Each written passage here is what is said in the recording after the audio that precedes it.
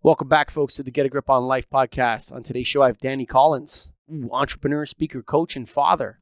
Hey, sounds a little bit like me. But anyway, so we're going to have fun. But before we do, right now it's 2019. If you ever wanted to start a podcast, man, go to getagripstudios.com, the easiest, most inexpensive place to do it that I know of in the whole world. And you can be anywhere in the world. That's right. Totally virtual, as you can see with Danny Collins. He's not in Toronto. He's over the internet. So your entire podcast can be that way. We produce it all for you, which is the hardest part, folks. Producing podcasts, doing the social media in the background, doing all the technical stuff. Come on, man. You just want to talk. So go to getagripstudios.com.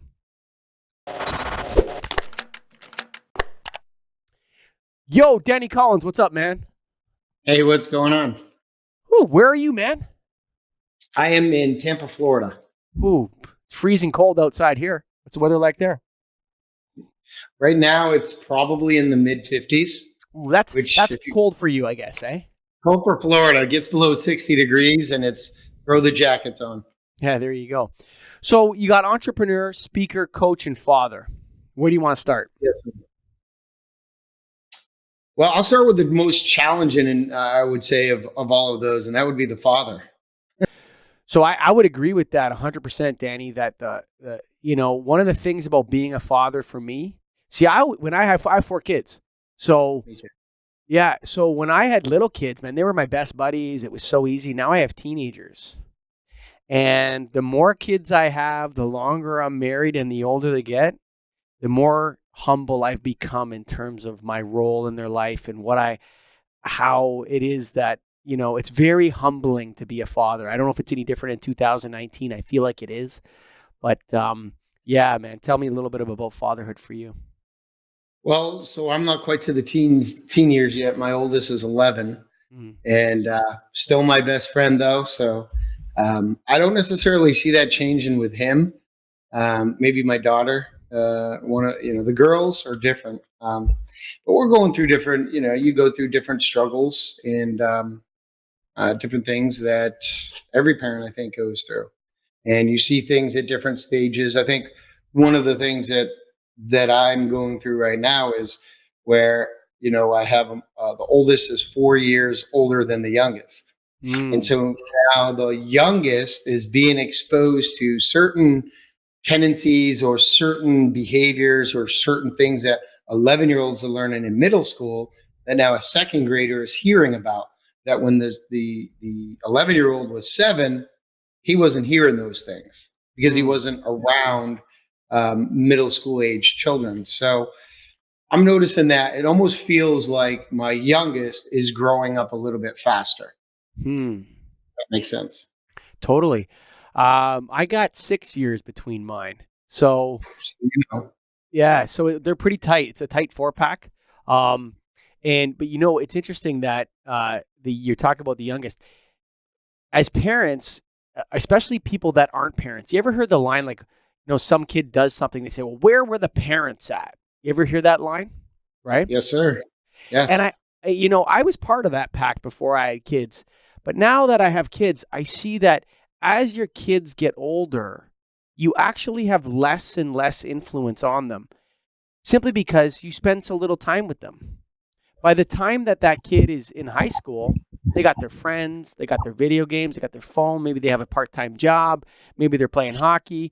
And the other adults in their life actually start to have more time or an equal amount of time with your son or daughter as you do. And their friends become a very heavy influence on them. The teachers become a very heavy influence on them, and their coaches become a very heavy influence on them. And your influence starts to really wane in those teenage years. And what's that? That can be true, but it doesn't necessarily have to be. The statement that you made, where were the parents, right? If a child goes out and does something that's kind of knucklehead, right? Does something that they probably shouldn't have done. Well, where were the parents in that moment, or where were the parents over a longer span of time? They're accusing the parents of not raising the child properly. And, right. And the child I disagree with that. I disagree with that fundamentally because the Toronto I'm in right now and the Toronto I grew Mhm. up in are two totally different cities. Right. And the amount of positive influences I've had in my life, we have not been able to find that for our children. There just isn't Right. the same social infrastructure um, as there was, and there isn't as much free play amongst kids as there was when we were children. And so there's more adult supervision, and there's less free play, and there's more bad adult supervision. Agreed. And Agreed. so I'm not sure, like, and then on top of that, you mix in social media, marijuana legalization, and video games. And we played video games. How old are you, Danny? I'll be 42 in 2 weeks. We're the same age. So I had a Sega Genesis when I was a kid. All my buddies had Nintendo.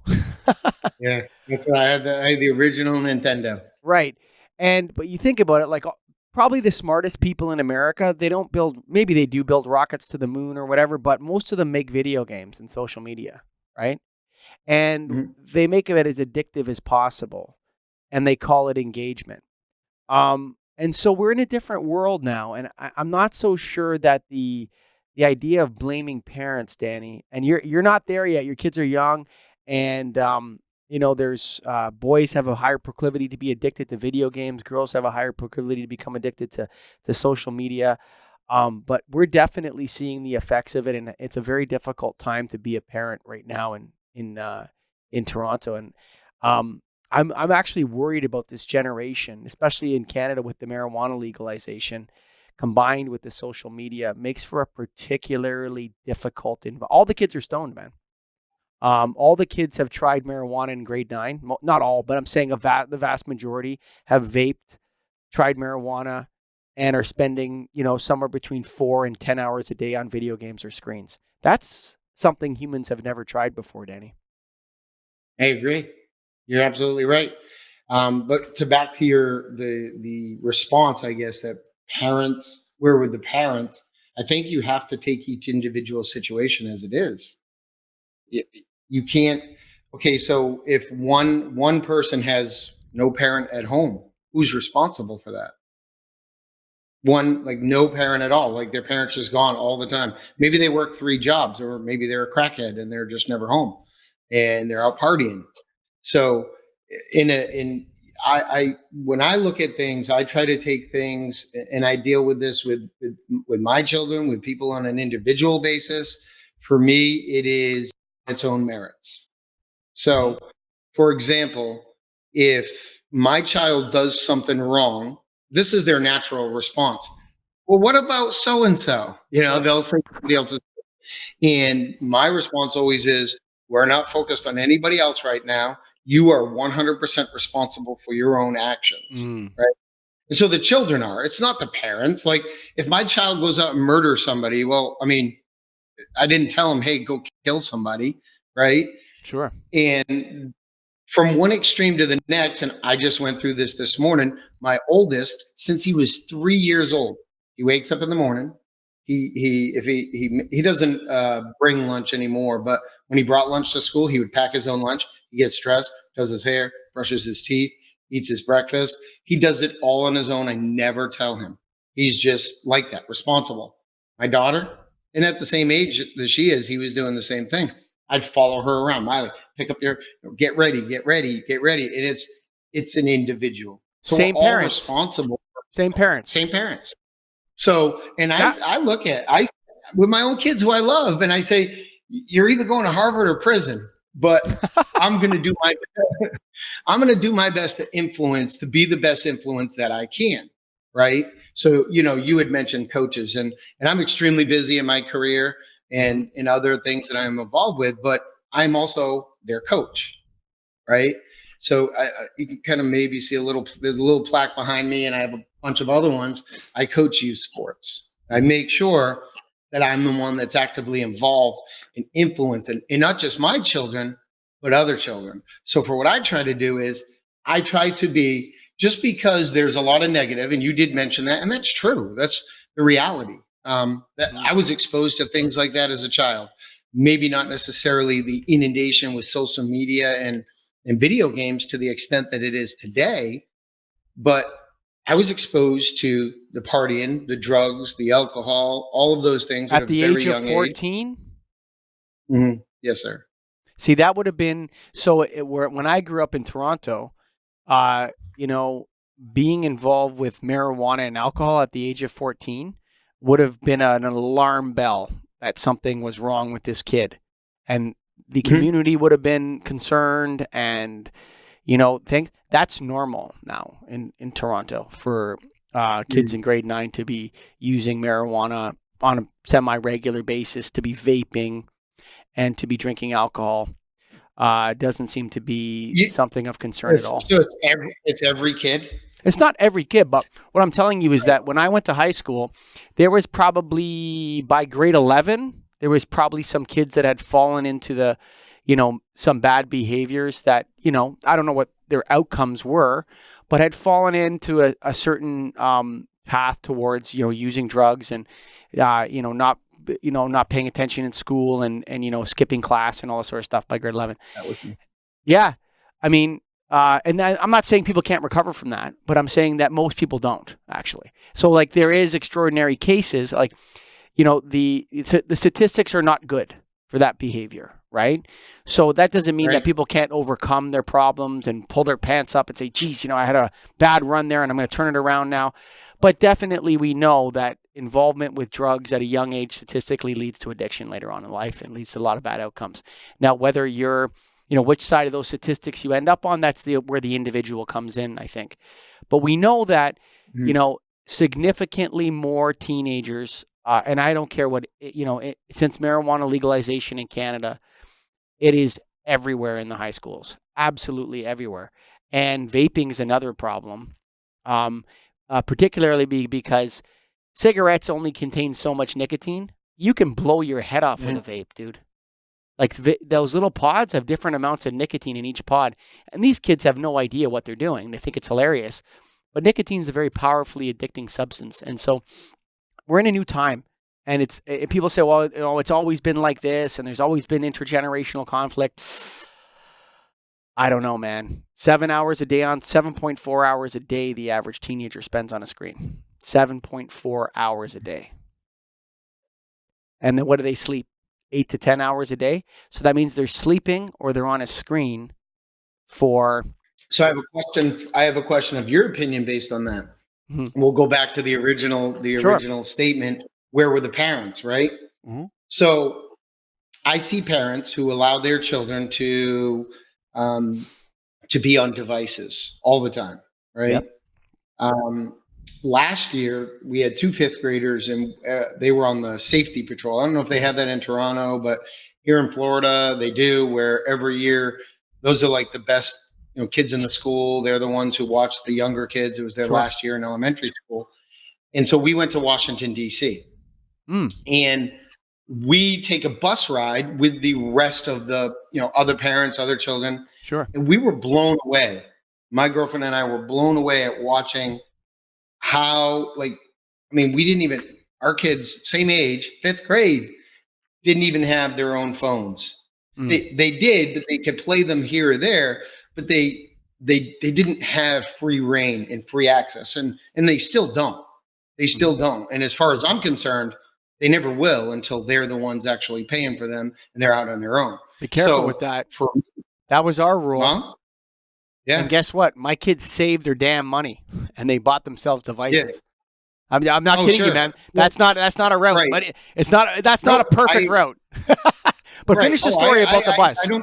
Finish the story. So I don't disagree. So we were watching that, and we, because we're thinking, hey, great, our kids have to say, may I please use this if they are going to use something, and then we set a certain time limit on it. Once it's done, okay, that's up. Give it. We put it away, and that's that. They're great tools to use when you're on road trips. You ever take a long road trip, give them a tablet. They're not going to bother you, fight with each other the whole time. But I think that it's boundaries and restrictions. I think the thing that we as a society on whole, there are fewer boundaries today and fewer restrictions. For example, some kid could just go right on his little phone or tablet and look up pornographic sites, probably. Oh, Where pornography. I forgot when about pornography. I forgot about that. Yeah. when I you was and I I were was too children, we were focused on the dope, the vaping, and the video games. But yes, the pornography is a huge well. issue That's too. that's as well too. Everything. It's the whole. Everything is at people's fingertips. So at a younger age, which we didn't experience. I mean, the closest thing I ever saw to pornographic material as a child was the Sears catalog in the brass Yeah, section or me something. too. You Me know, too. that Yeah. was seriously to the extent of it. We didn't have cable television even.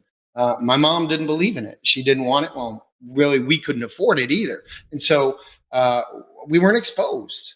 And I can definitely see it. But the thing is, and you talked about statistics and numbers, do we say or just fall victim to that ourselves and say, well, that's the way it's going. Those are statistics. Or how can we help overcome those statistics? We can move those back in a better direction. And if you can influence and help one person at a time, that has great impact. One person that you influence may influence a million people. You only influence one person by the way you actually carried yourself and lived your life, that now a million people were affected in a positive way. And so that's part of what my mission is, and the people I am associated with is to try to have a positive impact. Mhm. I mentioned the drugs and the alcohol and stuff. Yes, I was exposed to it at 12, 13 years old. My family was. People, everybody I knew, they were. Okay, so it was pills, it was different stuff, and I was that kid skipping school. I dropped out of high school in the ninth grade. I now have 2 business degrees and a journalism degree. But I made a decision, because I don't think necessarily every single person has the idea inside their head that they want to be a screw up. Nobody just wakes up and says, you know what? I want to be a knucklehead today. I want to be a loser. I don't want to do anything with my life. I think what happens is there are things that come into every person's life that they struggle with. And learning how to cope with those things, learning how to overcome the things that we struggle with, will help, in my personal estimation. Now, that's like saying, you're going to go in one person and it's like that movie 300, right? They battled 10,000 men. It was just 300. It didn't end well for them, but it was like a spark. It was a spark. And so for me, regardless of how it is out there, I still have to be the way that I am and what I believe, that any person can overcome. And as I continue to tell my story, where I came from, the horrors that I witnessed, the horrors that I saw, and to look at my life today, anybody has that possibility. Anybody, if you choose. The most powerful word in the English language is choice. Right? You could put a gun to my head right now, and I don't get to choose whether I live or die. Right? If you pull the trigger, I'm dead. But I You see, do get to choose. that's a uniquely American perspective. It is. Yeah. So a lot of Americans think like you. And I kind of call it the Horatio Alger effect. Do you know who Horatio Alger is? I have heard of him. Okay. So there's a Horatio Alger Society and an award that's given out for, and it's like for some reason in America, and this is creeping into Canada now a little bit too. And I'm not saying this is you. I'm just saying that I've heard this story, and it's American story typically. And that is, I came to America, or I am American. I encountered adversity. I overcame it, and now I'm wealthy financially, family, and friends, or the 4 Fs: faith, friends, family, and finances. And all of those things came because I overcame adversity, right? So you take the guy My Pillow, Gary V, all this sort of like stuff that happens. And what's omitted from the story, what's always omitted from these and these biographical stories of, the guy that runs that pillow company. I was a crack addict and I couldn't find the right pillow. And when I was coming down, and I decided to start a pillow company, and now I'm a millionaire, and welcome to America, the American dream. And I think that although I believe people's stories when they tell me that they're being authentic, I think that they're omitting the times when perhaps others helped them, or they're omitting the luck that they came across, or the fact that, America is a wonderful country of freedom and free enterprise and democracy and good governance and low corruption. And so people can make these kind of stories within countries like America where, you're allowed to say this. But when you start, sometimes when you dig, I'm not saying this about you, Danny, but sometimes when you start to dig in on these stories a little bit, it's not as authentic as it always is made out to be. And I'm not sure that's a good message for everybody. For me, so I can't speak other people's message is theirs, right? I can only speak my message. And I can assure one thing, my shit's authentic, right? A little over 12 years ago, I had a gun in the back of my throat and I cocked the hammer back and tried to end my life because I literally was because I was living in hell, because I was addicted to drugs and alcohol. And that's when I stopped. And for me, it was the power of God that came into my life. And ever since then, prior to that, the way I was living my life, the way I was carrying myself, the things that I was doing, I could barely pay my bills. I was in and out of, horrible situations. I mean, just horrible. All the people I knew, all the people I ran with were going to prison. One of my best friends growing up is on his second, he literally spent 12 years in prison, got out on an attempted murder charge, attempted murder on one of his best friends, and now is probably going to spend the rest of his life in prison. Were they drinking? Were they drinking when they attempted to murder each other, or when the fight happened? Yeah, they definitely were. They definitely were. Now I just found this out through social media because I removed those people from my experience. I had to change things. And now that doesn't mean I'm not up here saying, hey, I'm all wonderful and this and this and this. Look, I go through difficulties and struggles all the time. I get pissed off. I get upset. I go through things that bother me, right? I have difficulties and trials and tribulations and stuff. But for me, I don't know the My Pillow guy story. I do have a My Pillow though, but I'll tell you what, ever since I started using that, I stopped having these neck pains that I was having. I have two My Pillows too. I have two My Pillows too. I love the guy. I love his marketing strategy. Like I'm not here to say anything bad about it. It's just a uniquely American thing. And I look at it and I think to myself, like, it seems like there's a dark side so people tell these stories and they're wonderfully positive and they inspire people. I agree with that. They inspire people, but I think that we live in a yin and yang, man. There's order and chaos. There's the balance. There's the black and white. Yeah. And so, you talked about hell, for example.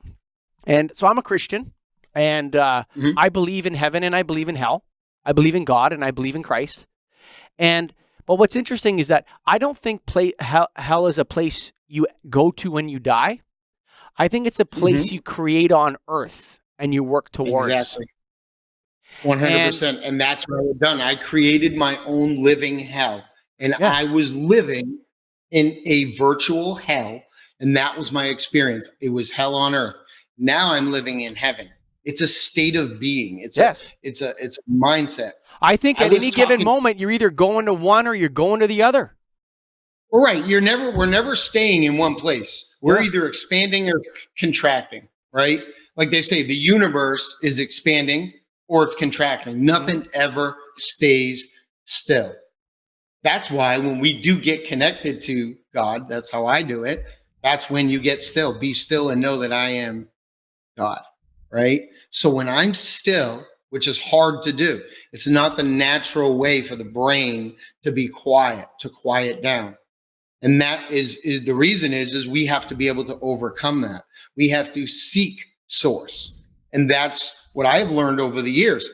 Do I fall short of that every day? Yeah, I screw up at it all the time.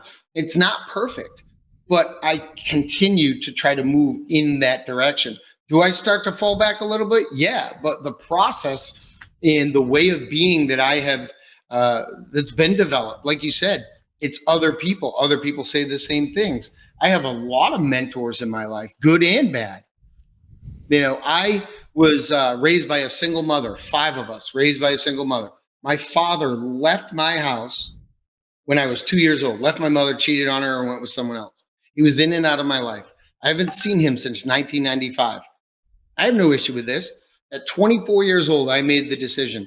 I didn't have a good relationship. I didn't have a relationship with my father. I never need to again. And when I made the decision inside my own mind at that time, and I was still screwing up, I said, I am going to be a father. I'm going to be a good father, the one that I had always craved, the one that I felt like I always needed. And that's how I try to live my life today. That's beautiful, man. I have a great relationship with my children. My son, who, by the way, my son who's the oldest, is not even biologically mine. His mom and I have been split up for 6 years, and I'm still raising him as my own. His biological father's in prison for selling drugs. And he said to my girlfriend the other day, when she was driving him to school, I was already at work, and she's driving him to school, and he just randomly started talking to her. He says, I am so grateful for my dad. He didn't have to come into my life, and he didn't have to take care of me. And he has shown me how to be a good person. And he's there for me, and he listens, and he takes care of me. And he was genuine with this. And I'm not saying this to like toot my own horn or anything like that. What I'm saying is how grateful I am. You're just telling your story, man. You're just telling your story. Yeah. That's exactly right. And it's the truth of it. But the story lives on. We don't have the same last name. Okay. My girlfriend has 2 children. I have 2 children. My daughter has my name.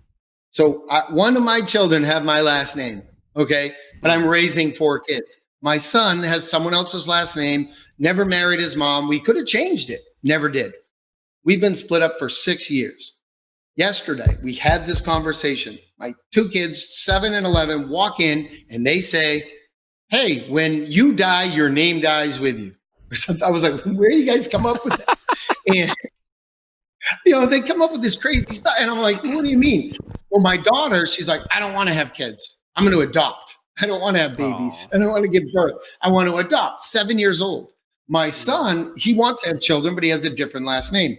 And I said this. I said, my name doesn't matter because I'm going to leave a legacy. And it doesn't even have to be my name. The legacy is every single person whose life I can touch in a positive way. They don't even have to be my own child.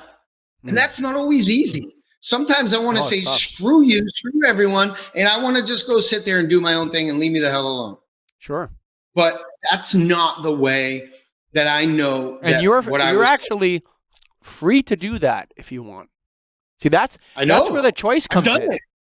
No, I mean, choice, honestly, power of choice. It's honestly, it's people underestimate that, you're actually choosing. This is interesting. So I have 4 children as well. It's a financial sacrifice. Okay. Don't kid yourself. Mm-hmm. It costs a lot of money to have 4 kids. Okay. It does. It's a time sacrifice. Sometimes I feel like an Uber driver. Okay. Nothing against Uber drivers. Get after it. You know what I mean? It can be a great job at times, but it's not a career. So I think people know what I mean when I say that. I don't want to put anyone down for that, but it's not a career. It's a job. It's also like how much I've sacrificed of my own hobbies, my own interests, the things I want to do, I don't play hockey. My son plays hockey. I watch them do things. I take them to places, but I've chosen that for myself. Yes. And that is my choice. Right. And I'm choosing that because I look at it and I say, whether you're like, for me, it's biological. I think I'd have you probably got there to where you are because you just loved that little guy when he was a little guy and you just couldn't leave him. And that's your goodness in you. Absolutely. Right? It was your goodness. But, I could see that it would be very difficult for me to raise another man's kids. I would have a tough time, like conceptually thinking it in my head. But I'm not you, man. I didn't go through that. I wasn't with him for 6 years and have him close to me and have a little guy with me and be like, I can't leave this little dude, man. He's such a good guy. He needs someone to guide him. I can't leave him alone. But by that, people always underestimate that there's a whole other choice there. There's the choice to do whatever Danny Collins wants to do. And a lot of people do make that other choice. Sure.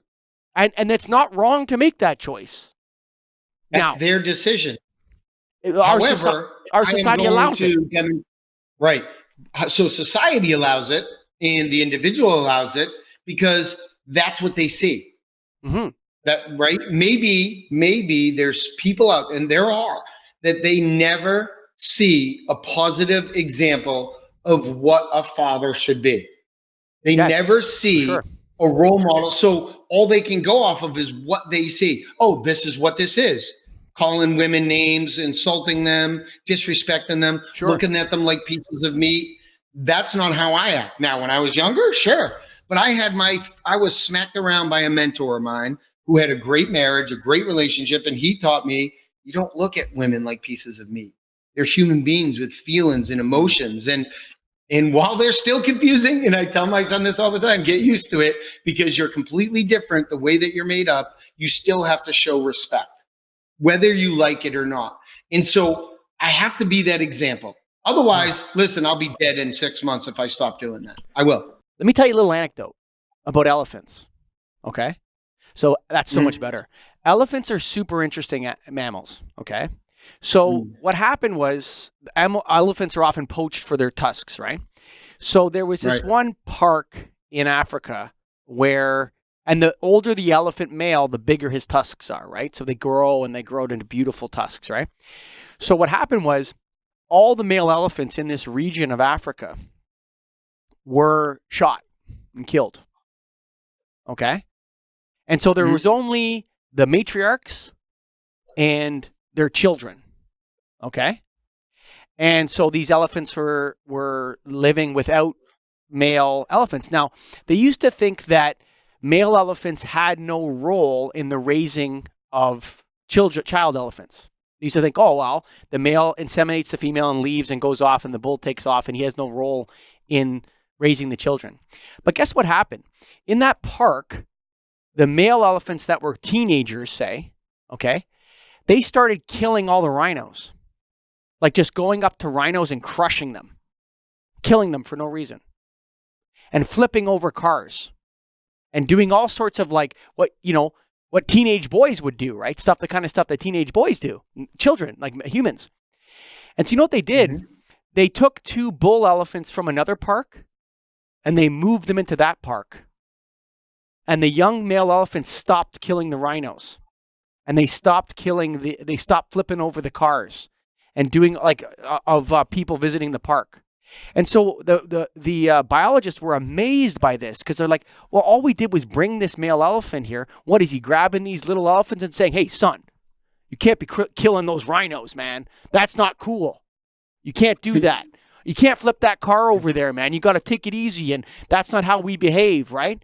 But I found that fascinating because why, if we are anthropologically as a species, if fatherhood is even more entrenched in humans, why would we think it's unnecessary? Children absolutely need a father in their life. And if they don't have it, it's a negative for them. It's not, and I'm not here to say that the single moms out there that are in the struggle, man, I love you, girl. Keep it up. You're doing your best. But man, there is a dearth of fatherhood, I think. And also I think our society has pushed a lot of men into orbit in a way. I don't know if you know what I mean. Like they've pushed them away, or they've made masculinity as toxic and this sort of stuff. And I just don't believe that, Danny. I think that kids absolutely need a father, and what you've done with that young boy is wonderful for him, and I applaud you for it.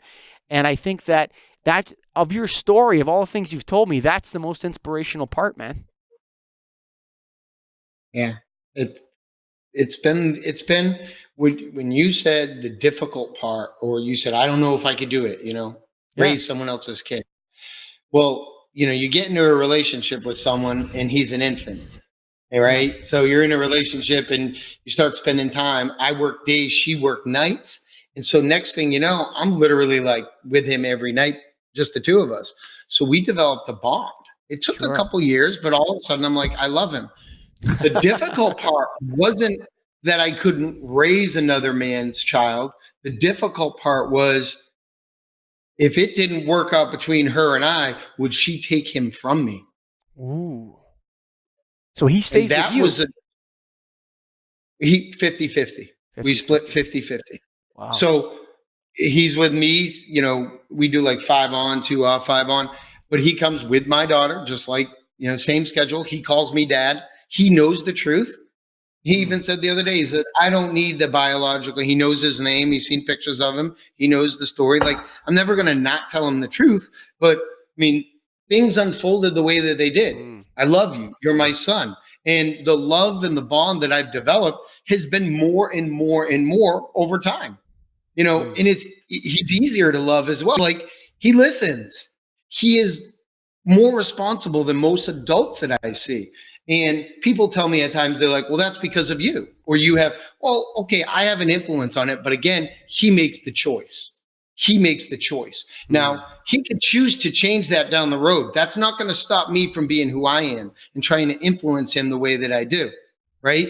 If all of a sudden he's in some, drug infested hotel or something like that, yeah, I'll go kick in the door and try to drag him out, as I've done with plenty of other people I didn't even know who called and asked for help.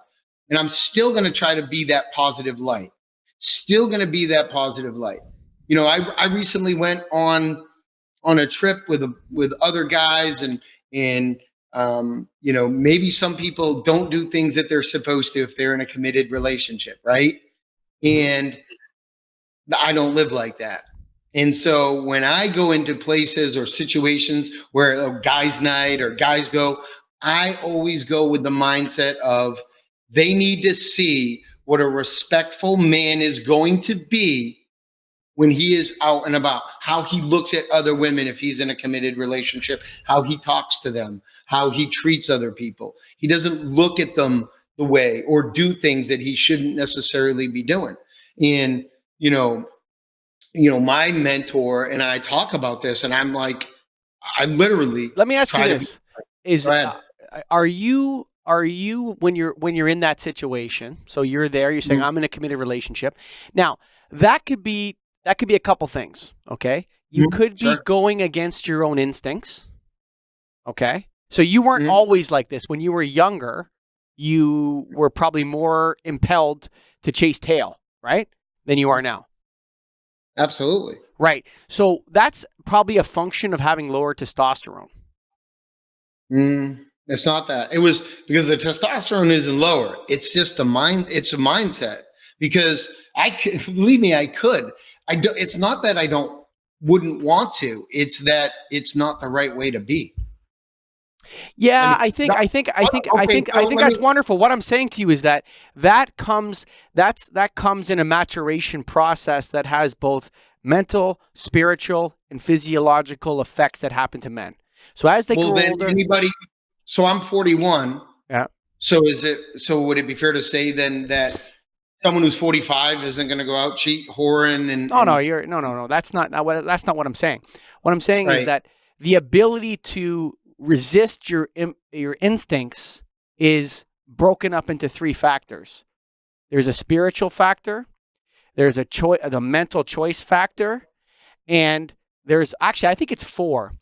I think you're not as good looking as you used to be, but you might be higher status. Hold on. You're young. I'm not either. When you were 21, you're probably a pretty handsome guy, right?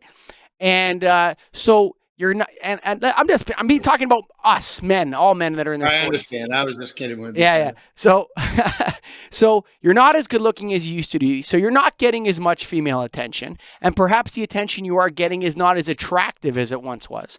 Number two, your testosterone's probably lower, significantly lower than it was when you were 29. Number three, you've developed a spiritual practice every day that keeps you on the right track. And what was the fourth one? Biological, physiological. I can't remember all of them, but I think there's a lot of factors going into that, and it's part of the maturation process. And so, well, the thing is it started at 29, though. Yeah, you probably kicked in for you when you were 29. You're like, I don't want to live like this, and then eventually it got easier and easier and easier. The choices got easier and easier, and it's a combination of factors that's causing that. And I applaud you for it. I think it's great that you have that mindset. I also have that mindset. But I don't think it's solely a spiritual choice thing. I think there's physiological aspects to it as well that are aiding you. Maybe there could be, but it's still, the decision is still mine, right? Because not as much. What I'm saying to you is you're not attracting the same level of woman that you once were. Because I choose not to. If No, but I also chose, because they're not attracted to you, Danny. if I chose to, that would be a completely different thing. Mm. I choose not to. Hmm. And that's what I believe. I choose not to. At the age, look at, I mean, men, you can attract them even not through your physical attributes, but through financial and success. Women are attracted to success, The aren't they? status. They're The primarily status. attracted to status, right? Right. So I would have no issue there. It wouldn't be. It's a decision. If I'd made that decision that, hey, I'm going to go attract a bunch of attractive, good looking women, and the age wouldn't even matter. It's a decision within me that is that the right way to be? Is that who I want to be? Because I witness people that are uglier than me. I don't care. There's no opinion on that. It's straight up, and their status is where mine is at. They don't have the money that I have, and they don't do the things that I do. They're not as attractive physically in many other ways. They're older, and yet they're out there attracting, you know, and doing that type, living that type of lifestyle. Yes, there are other factors that do have an impact and influence, of course. How I could go at it at 21 is not the same 20 years later. Mm-hmm. But the fact would remain that I could still attract anything I choose, anyone that I choose. It's a decision. If I changed this decision today and I started acting differently and said, you know what? Fuck it. Fuck every, and I started going out and doing these things. Hey, screw this. I'm doing this and I'm doing that. And I'm going to do what I want and I'm going to be about me. And if I see someone I want and I decide that, yes, you can impact that, but I choose not to. I don't, most of the time, I don't put myself in those situations. What I mainly do is hang out with kids. That seems to be Yeah, my life. sure. But that's a choice too. My Yeah. dad wasn't doing that at my age, and he's got like 10 kids with 5 different women, right? Because of a choice he made. He's still doing it now in his 60s. Well, I'm So, going to say this. I partially agree with you. I'm not going to be convinced, but I admire that.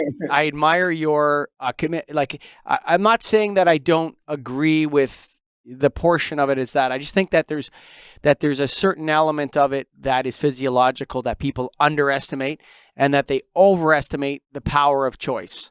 I think that yes, you're choosing. Of course, you can choose to chase tail if you want. But I think there's a combination of factors there. Let's talk a little bit. Let's change gears. We've talked a little bit about fatherhood and morals and all this sort of stuff, and we've already been going for 45 minutes, believe it or not. But entrepreneur,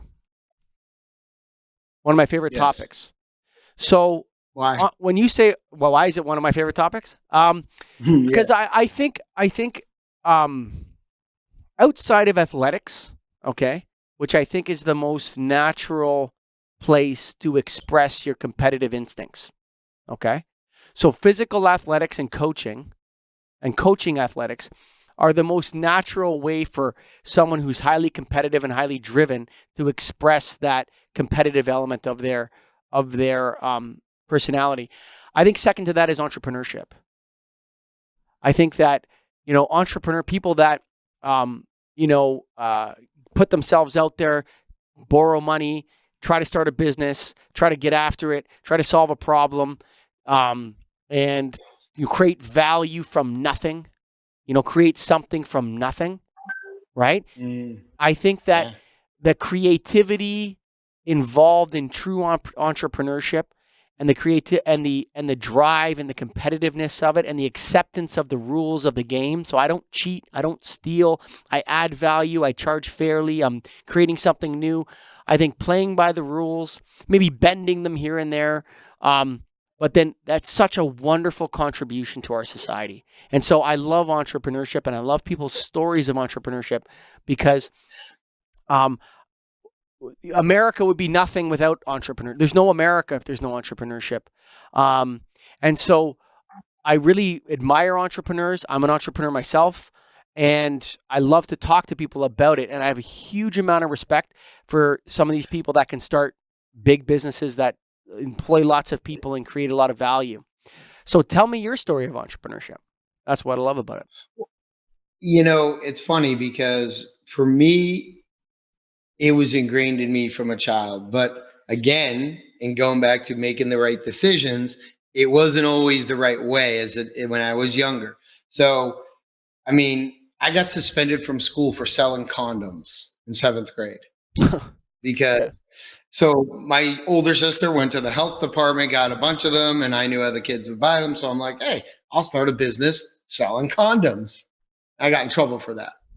I did the same thing with so many different things at a very, very young age. Used to sell CDs. I managed a couple of different bands where uh, we'd produce our own CDs. I couldn't sing. I had no musical talent, but I knew how to sell. I knew how to. So I was selling CDs out of a trunk. Hmm. Okay. And we're driving around and we're playing this for people, selling it to them. I'm like 17, 18, 19 years old, selling CDs, selling music, selling this 2 different bands. And then I, kind of teetered for a little bit and I worked. I didn't really do anything with it. I was like, I just worked a job. I went to college. I put myself through school. Um, took student loan debt, all of that stuff, right? But then I got out and I was like, what do I want to do? Well, at the time, the only thing I'd done mainly or done a lot of was landscaping. So I started a landscaping business and from nothing.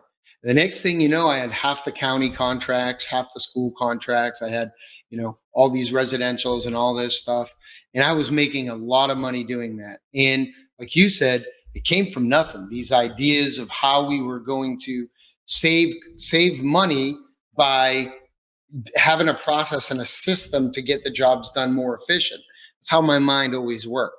Um, and it was a struggle because I friggin' hated what I was doing. Mm. I you can't tell. Maybe I'm very fair skinned, right? Okay. So I burn easy, and I love talking with people. Right? Sure. This is my passion. This is my true passion. And it hit me one day out there on a mower. I have a headset on, listening to music, out there blowing dust, all this stuff around, which I can't breathe, making a lot of money, but I was only doing it for the money. I wasn't doing it for the joy. I didn't love it. It was everything against who I was created.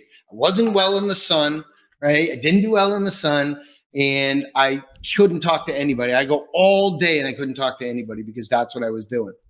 And it hit me. And I went, I got to do something else. And so I literally sold off all my equipment, sold everything, sold my contracts, sold like all of my accounts, everything. And I got out of that. And I started a freight brokerage company. And I started it with no experience or knowledge in that industry at all. I'd never worked a day in that industry. I had a partner, she had experience in it, but she was working another job at the time. And I was handling the day to day operations and learning on the fly. Hmm. I'm looking this stuff up. I knew nothing about the business, literally. And I just learned it. She would teach me. I studied, I learned more. We did it out of a double wide trailer in a 5 acre property. And it started there. And when I sold the half of the company, we had close to 30 employees. Mm. And I made the decision to get out because it wasn't what I loved to do fully. What it was doing, I had freight that was picking up all over the world and clients calling me. And I'm looking, this was my daughter was just born, and I'm looking at her and I can't even spend time with her. Mm. I would be out to dinner with my family on a Friday night at 8 o'clock or something. And I'd have to go sit out in the parking lot on the phone dealing with that stuff. And I would not be able to spend time with family. And so I said, okay, I'm moving. I'm going to go into something else. And I didn't know what I was going to do, but I knew it wasn't that. So I started doing some consulting where I would consult businesses, local businesses, on how to generate more revenue, how to expand their business. We worked with one plumbing company, spent a year, got a year contract, turned that all around, turned around their processes. I'm big on processes and systems, turning that around. And in the meantime, while I was doing that, I also sold cell phones, and I worked for a Verizon wireless retailer. And I was really good at it. The one thing that I needed, this experience I needed was I'd always been in sales. I'd built a couple companies and got rid of them. And I needed to know because I felt like, okay, I'm on a small pool, even though with the transport company, I had it was we had actually worked globally. I was doing shipping containers in and out. We actually did a lot of stuff in and out of Toronto.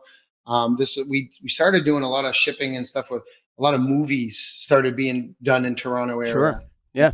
I remember this was about this was a decade ago, but I started to notice we were getting more and more freight with movie equipment and things going to the Toronto area. So I did notice that you guys must be doing a lot more movies up in that area. But yeah, there's a movie production business, a big movie production business in Toronto. Yeah, for sure. Yeah, and so, but it wasn't what I loved, right? I loved the business aspect of it, but the business I was in, I didn't love 100%. So, and I also felt like I want to compete against like nationally. I want to see where I stack up. And so that's what I was doing. And I would always, in the month, on a year, finish nationally in sales for Verizon. And there would be like almost 10,000 sales reps that we were all in a pool on. And I'd finish in the top 10 all the time. I'd finish in the number one in the state. So what are you? What are you? Are you a good salesperson or are you an entrepreneur? Because what you're telling me, and it's okay, Mm-hmm. both are great. Like there's no there's no like some business owners are actually just the best sales guy, and they're so good at sales that they need a supporting team to be with them, and that's the business. You know what I'm saying? And so how do you define yourself? Because I'm not saying that. Being a sales guy I think being a sales guy is the best thing to be. I'm a sales guy too. I have a similar story that you have. But what are you? Are you a sales guy or are you an entrepreneur? Well, you can be a little of both. I think I'm a little bit of both. I mean, where's the distinction? The distinction would be this. An entrepreneur you talked about being a systems guy, which is interesting. So an entrepreneur, a corporation, so a sole proprietor business, some of them are technically corporations, but a sole proprietor's business is a business where the entrepreneur works in the business. And if you remove the entrepreneur, the value of the business plummets. Maybe not to zero, but goes way down. That's more of a sole proprietor's business. So the people around him are supporting his sales ability or something special he does or she does. An entrepreneur will put in place a system that operates whether or not that entrepreneur is there. Exactly. That's what I am. Right. Oh, maybe you're both, right? You're probably both. Right. Like, well, I can sell. I'm a great salesman, but yes, it's a system and a process and a way of doing things that you can replicate. And that whether I'm there or not, it still runs. Yeah. This is how I know when I'm away and my team has more success than when I am there. You've done your job. They do better when I'm gone. You've done your job. They do better when I'm like we're going to Hawaii again because they operate better when I'm not there, when they don't have to rely on me because they rely on the system. Yeah. So I would say that, that is more me. I do love the sales process because the sales process for me is not, I don't push people into decisions. I give them the facts. I educate them on and whatever it is. I've educated them, and allow them to make the informed decision for themselves. I like to say I pull people in to their decision. Do you follow up? Are you a follow-up guy? I am not. So I like leverage, right? So I pay people to do follow-up in areas because, for example, right now, if I needed to be doing follow-up, I'm on here with you right now. I'm not in that place. Someone else is doing some follow-up on some things for me right now. The way I view that as well is I've created an opportunity for somebody else to do what they love. Yep. And now they're able to make money by doing what they love. So that's your coaching side. Yeah. Right? So you're coaching youth athletics, but you're also, I think, as an entrepreneur, you're a coach in a way. You have the coaching mindset where you want to teach people the skills they need to do what they do every day without having to interfere with them on a daily basis. Right. Now, when you say And coach, is that what you're talking about? Or are you talking about literally coaching athletics? Or are you talking, I'm just a coach in general? both. So I just love to coach. So anything that I can do with sports, I coach people to, I coach kids to learn drills. They learn sets. They learn different plays. They learn how to be good people as well. But I also do coaching in the act and I coach people. We literally have coaching sessions on their ways of being and who they are and how things are impacting them. So I've gone through a couple certification processes. I did get certified in the success principles with Jack Canfield. I hire coaches as well myself. I spend a lot of money on coaches that coach me. I believe in it. The right ones, though, there are a lot of coaches out there that are full of it, really. And and you've got to be able to, or maybe not even just full of it, but maybe there's somebody out there that isn't going to impact me, but they're going to impact you. There's a need there. Sure. And so not everybody can coach everybody. Yeah, I agree with that. Right. Exactly. Yeah. But I mean, it's a little of everything. Yes, I coach youth sports. It's a passion. I do love it. I do enjoy it. But for the biggest reason is, like you were saying earlier, I get to have more quality time with my children by coaching their teams. Why? Because now I've made the commitment to be at every practice, every game. I know nothing about soccer. My kids play soccer. I don't coach soccer. But guess what? We have 3 different leagues, 3 different age groups of our kids are at. My girlfriend coaches all 3. I said, you're crazy.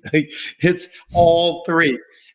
And she made that commitment. She played soccer. I didn't. If I don't know anything about it, I'm not going to do it. I show up when I can. But now, for example, they have practice tonight. I don't have any commitments during practice time, so I'll go and just watch their practice so I can see them. But if I had a work commitment or I had something to do and it's not my night, like Thursdays are not my night with my children, then I may not go to it. And so by doing the coaching, I've disciplined myself to be there with them more. At the risk of sounding cocky, I think that I can sum your success up. Can I throw it at you? Absolutely. I think you're doing the same thing everywhere. In your entrepreneurship, in your coaching, and as a father. I think what you're doing is you're putting in or you're mentoring, you're putting in systems that are efficient in place. And then you're teaching other people how to operate those systems or how to succeed within those systems. Mm-hmm. And whether that's selling phones for Verizon, whether that's the freight forwarding business, whether that's the reason why you're probably really frustrated with the landscaping is because you couldn't get out of it yourself. You couldn't put other people. There was no one to coach.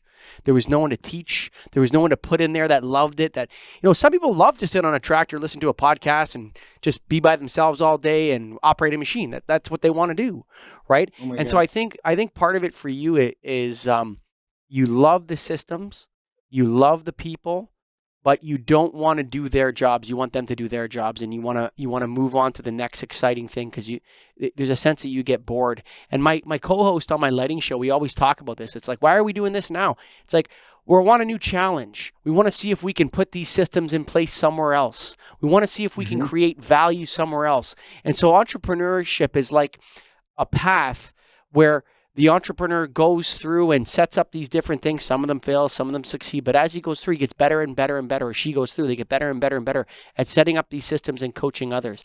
And I think that's at the heart of entrepreneurship. Most entrepreneurs I know are systems guys that love to coach. Systems guys that love to coach. And they put together a system that lowers their costs over their competitors, or that they coach their team to win the game. They get the best out of their people. It's the same thing kind of reoccurring in all areas of your life, Danny. I wouldn't disagree at all. You hit it pretty. It's pretty glaring, right? And I'm very much aware of that. I didn't even realize or think I was a systems guy. When I was younger, I thought I hated salespeople, right? I thought I hated that as well. But a system. Everybody really hates pushy, annoying salespeople that don't know what they're talking about and intruding on their time with something you don't need. Everybody hates those people. Oh, absolutely. And that's the thing that I don't do. I feel like I have become a master at being able to connect with people build a rapport, a real rapport, regardless. It doesn't matter. I can build rapport with people from all walks of life. Doesn't matter. And find a common ground. And I tell people, look, if this doesn't make sense, we'll shake hands and part friends. If it does make sense for you, whatever it is, then let's go ahead and do it. I mean, everything is bought and sold in this whole world, right? The pen that you have in your hand was sold multiple times before it got into your hand. And so that is required. If all of a sudden sales didn't exist, the whole world's economy would crumble. Nothing happens till somebody sells something, Danny. Yes. But again, with selling, if you have we have a system, I have a system, and I hone it and develop it and tweak it. But if you stay on a system, here's the thing, throughout a sales process, you have a system, you have a process, you have a way of doing it, you can't miss anything because you go from one step to the next. And when you go in order and you say, well, wait a minute, I can't keep going because I didn't do this yet. Now you're going to have less problems, less issues. But you find those out through trial and error. You screw up I screw up all the time. I tell people, look, I'm not perfect. I screw up all the time, but I do care like no other, and I really do. And if I have to fix something, I'll fix it, whatever needs to be done. But developing a process in a way, in a step-by-step systematical way of getting something done really does help, because when you can replicate it, and I always say, like, I want to teach people how to teach people how to teach people how to teach people how to do things. I don't just want to show somebody how to do something and then that's it, and then only they do it. I want to teach them how to teach others how to do that same thing as well. Now you've really replicated what you're doing or what you're attempting to do. If you can show other people how to show other people, now it multiplies. Yeah, true entrepreneurs want to replace themselves. Yep. I told my right-hand man right now, when I first brought him in, I told him, I said, I am training you to take my position. Go ahead, take it. Right. That's what I want, because what that means is I'm going to move into another space that's good for me. When you move into that space, but I think a lot of people are afraid of that because they get into the competitiveness of it, or they want that job security, right? Or I think an entrepreneur doesn't need job security. I'll go create another job then.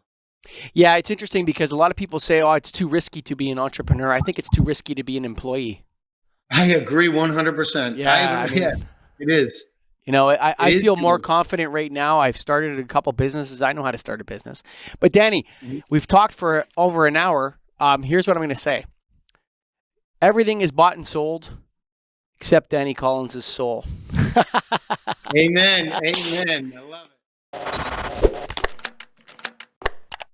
If you enjoyed this show and you want to start your own podcast, go to getagripstudios.com, man. Check it out. Talk to Scott here, the producer in the studio, produces all of our stuff, the Get a Grip on Lighting podcast, the Light Online Videos show, the Get a Grip on Life podcast, a bunch of other ones for other clients that we have here. He can produce yours on a tight budget, and you can get started, and you don't have to worry about all the technical stuff going into a podcast. So go to getagripstudios.com. And of course, if you got this far, my heart goes out to you. Thank you for listening. I really appreciate it. I know Danny does as well.